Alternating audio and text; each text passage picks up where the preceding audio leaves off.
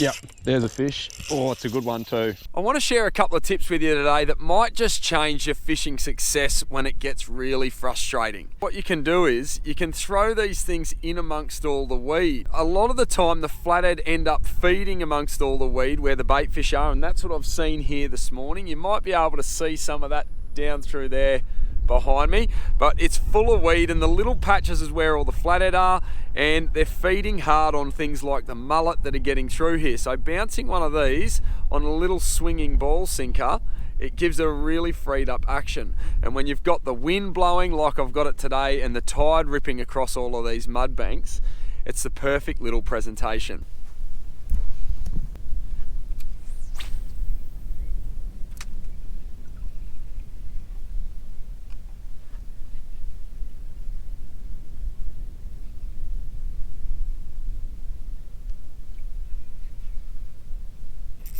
There's a fish. Oh, it's a good one too.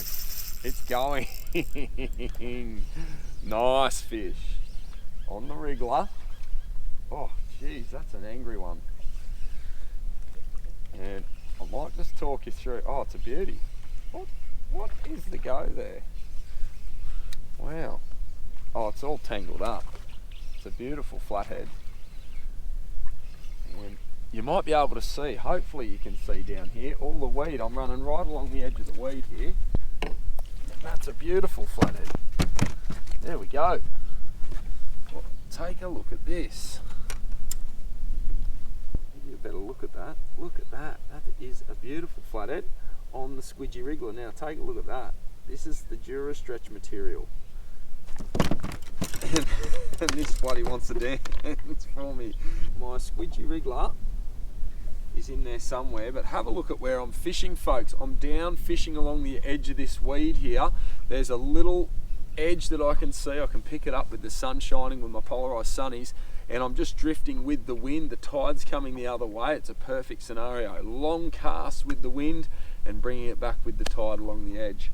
And I think that flathead, that one might be dinner. I love these little wrigglers.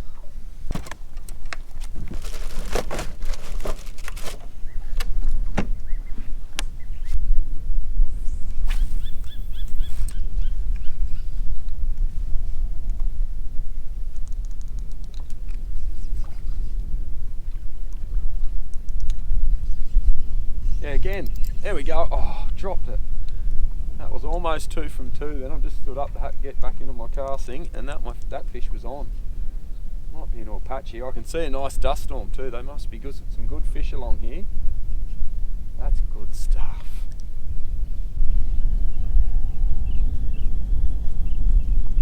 Yeah, there's a fish. Oh, right in front of me. In this, he's going nuts. He's going nuts. He was right down there. He's going straight back to where I caught him. He was right underneath my face there. I could see exactly where he came out of. Beautiful little section there. There goes another one. Now we flooded all through here. This is just marvellous. Yep, got it. Oh, that was just sitting in the weed, that one. Right next to this bloody space, I reckon. There you go. There's the wriggler hanging out of his gob, and that's how they're being taken. It's on a swinging ball sinker rig with an EWG, and I'm using that because I'm fishing through the weed. You can see the beautiful colours on this flathead, and it's nice and dark because it's sitting in the weed. I see a couple of dust storms every time I start to move the mink coder around, but I've just pulled up with the with my plonk down so that I'm not making any noise on the flats, and I'm starting to call these flathead in. This is going to be a bit of fun, I think. There it is there. So I've just got that. It's a 120 Squidgy Wriggler. It's got that Dura stretch material, and they're loving it. I hope that helps you with your fishing. If you like this sort of stuff, you get some value out of these tips, make sure you hit the subscribe button. I've got a ton of these videos and a heap of tips to share with you to help you catch a lot more fish.